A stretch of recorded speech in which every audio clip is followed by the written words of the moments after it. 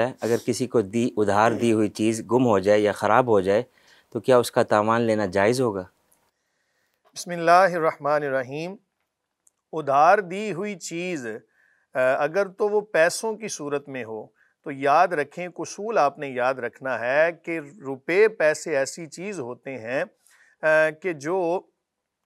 مخصوص کرنے سے متعین نہیں ہوتے۔ مثلا کوئی بندہ کہے جی یہ 5,000 لے لو اور یہی آپ نے واپس کرنا ہے، یہ نہیں ہے، بلکہ آپ کوئی بھی 5,000 واپس کر دیں گے تو وہ ادا ہو جائے گا۔ قرض وہ بطور قرض ہو جائیں گے۔ آپ نے 5,000 دیے، کہا جی یہ امانت رکھ لو، تو امانت رکھنے کی صورت میں وہ قرض بن جائیں گے، وہ آپ کو ادا کرنے لازم ہے۔ بعض فقہا نے یہی مسئلہ لکھا ہے۔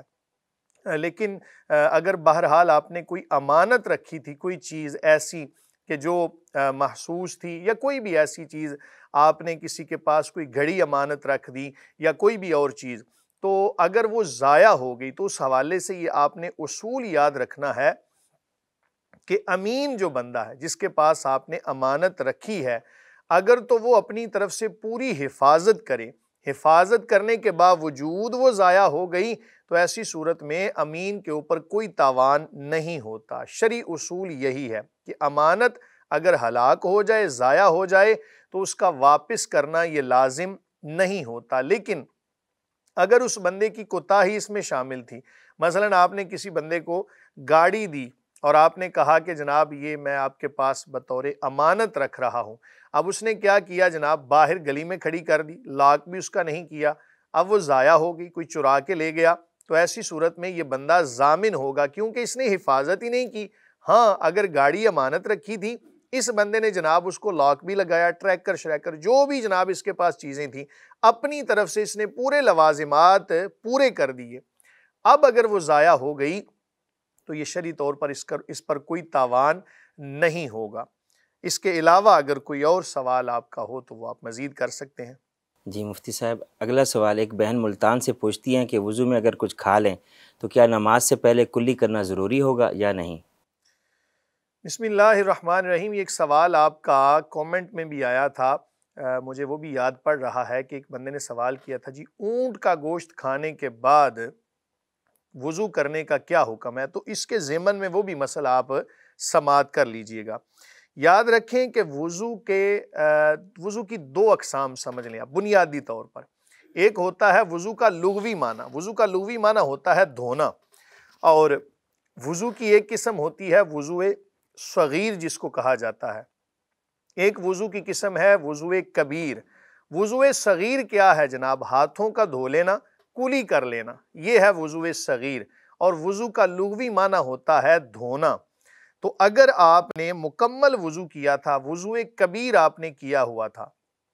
اس کے بعد اگر آپ نے کوئی ایسی چیز کھا لی کہ جو ذائقہ چھوڑنے والی ہے، مثلا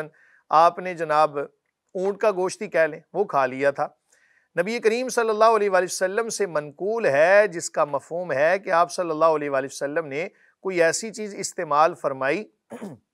اور اس کے بعد آپ نے کلی نہیں کی، جس سے پتہ چلتا ہے کہ اگر کوئی چیز ذائقہ نہ چھوڑے تو اس کے بعد اگر وضو نہ بھی کیا جائے تو اسی وضو کے ساتھ آپ نمازیں ادا کر سکتے ہیں۔ اونٹ کا گوشت چونکہ چکناہٹ والا ہوتا ہے، اس وجہ سے ایسی صورتحال کے اندر ہاتھوں کا اچھے طریقے سے دھونا اور کلی کرنا یہ لازم ہوتا ہے، کیونکہ اگر آپ کلی نہیں کریں گے تو ہونٹ آپس میں جڑ رہے ہوں گے اور منہ کے اندر ایسا ذائقہ ہوگا، ہاتھ آپس میں جڑ رہے ہوں گے، تو ایسی صورتحال کے اندر آپ جناب اچھے طریقے سے ہاتھوں کو بھی دھوئیں اور کلی بھی اچھے طریقے سے کریں۔ نبی کریم صلی اللہ علیہ وآلہ وسلم کا یہ فرمانا یا آپ کا یہ عمل کہ اونٹ کا گوشت کھانے کے بعد آپ نے وضو فرمایا، تو اس وضو سے مراد وضو صغیر ہے کہ اچھے طریقے سے اپنے منہ کے اندر سے چکناہٹ کو دور کر لینا۔ اس کے علاوہ بھی آپ اگر یہ اصول مد نظر رکھیں کہ جو چیز منہ کے اندر ذائقہ چھوڑے اس کا دور کر لینا، کلی کر لینا اور ہاتھوں کا دھونا یہ لازم ہوگا۔ اس کے علاوہ اگر آپ نے کوئی ایسی بے ذائقہ سی چیز استعمال کی ہے، مثلا آپ نے پانی پی لیا تھا یا اس کے اندر کوئی ہلکا سا ذائقہ موجود تھا، تو اس کے بعد اگر آپ نے وضو نہیں کیا تو شرعی طور پر کوئی قباحت نہیں ہے۔ ایک اور اصول بھی آپ کو بتا دوں، کوئی چیز بھی کھائے ہوئے یا پیے ہوئے آپ استعمال کی کوئی چیز کافی وقت گزر گیا، منہ کے اندر اس کا ذائقہ موجود نہیں ہے، منہ کے اندر جو اس کے منہ کے اندر پانی ہے وہ اس قدر جناب مکس ہو گیا، وہ ذائقہ بالکل ختم ہو گیا، تو اب اگر وضو نہیں بھی کرے گا یعنی کلی نہیں بھی کرے گا تو ایسی صورتحال کے اندر عبادات کر سکتا ہے۔ جی مفتی صاحب، اگر کسی نے کچھ کھا پی لیا تو اس کے بعد پھر اس نے ایک گلاس پورا پانی بھی پی لیا، اس کا ذائقہ مکمل طور پہ ختم ہو گیا، تو پھر بھی وضو کرنا یا کلی کرنا ضروری ہوگا؟ نہیں، پھر ایسی صورتحال کے اندر کلی کرنا ضروری نہیں۔ جب ذائقہ منہ کے اندر نہیں ہے تو مقصد تو ہے منہ کو صاف کرنا۔ جب آپ نے منہ اپنے کو صاف کر لیا، ذائقہ اندر نہیں ہے، اور مثال کے طور پہ کسی نے اتنا پانی پیا تھا، کوئی بھی ایسی چیز دانتوں کے اندر نہیں ہے، زبان کے ساتھ نہیں ہے، منہ کے اندر کوئی بھی ایسا ذائقہ نہیں ہے، تو آپ بلا وضو کیے بھی، یعنی پہلے یہ یاد رکھیں بات کہ پہلے وضو کیا ہو، بعد میں اگر کوئی چیز آپ نے کھائی اور اس کا ذائقہ ختم ہو گیا تو آپ اسی طریقے سے نماز کو ادا کر سکتے ہیں۔ اب بعض لوگ یہ بھی سوال کر دیتے ہیں جی آگ پر پکی ہوئی چیز اگر کھا لیں تو دوبارہ وضو کرنا ضروری ہوتا ہے، اس طرح کی بات کرتے ہیں۔ بڑا اچھا سوال ہے، یہی سوال غالباً حضرت میں صحابی کا نام میرے ذہن سے سکپ ہو گیا، بہرحال ایک صحابی تھے جو فقیہ صحابہ میں جن کا شمار ہوتا تھا، اور دوسرے صحابی وہ تھے کہ جو محدث تھے۔ محدث سے مراد نبی کریم صلی اللہ علیہ وآلہ وسلم کی حدیث کو صرف روایت کرنے والے۔ تو انہوں نے جب آپس میں یہ بات کی نا کہ آگ پر پکی ہوئی چیز کھانے کے بعد نبی کریم صلی اللہ علیہ وآلہ وسلم سے وضو منقول ہے کہ کریم آقا علیہ الصلوۃ نے اس کے بعد وضو فرمایا تھا، تو اب انہوں نے آگے سے جواب دیا، انہوں نے فرمایا کہ یہ بتائیں کہ اگر میں گرم پانی کے ساتھ وضو کر لوں تو کیا میرا وضو ہو جائے گا؟ انہوں نے کہا بالکل ہو جائے گا۔ تو فرمایا یہی تو مسئلہ ہے کہ وہاں پر مراد آگ پر پکی ہوئی چیز کھانے کے بعد وضو سے مراد وضو صغیر ہے، اور وضو صغیر کیا ہے جناب؟ ہاتھوں کا دھو لینا اور کلی کر لینا۔ اب دیکھیں کتنا انہوں نے ایک فقیہانہ انداز کے اندر جواب دیا کہ جناب مسئلہ بھی سمجھا دیا اور اصول بھی بتا دیا۔ اور یہ بات یاد رکھیں،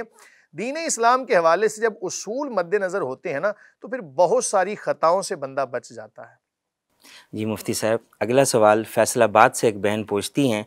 کہ ہاتھوں میں قدرتی پتھر کی انگوٹھیاں پہننا یا پتھر جسم کے ساتھ لگانے کے لیے اپنے پاس رکھنا جائز ہے یا نہیں؟ بسم اللہ الرحمن الرحیم۔ یہ بات آپ نے یاد رکھنی ہے جی کہ کوئی بھی چیز مؤثر حقیقی نہیں ہے، کوئی بھی چیز، چاہے اللہ تعالیٰ کی ذات کے بعد کوئی بھی چیز مؤثر حقیقی نہیں ہے۔ ہاں کسی چیز کی تاثیر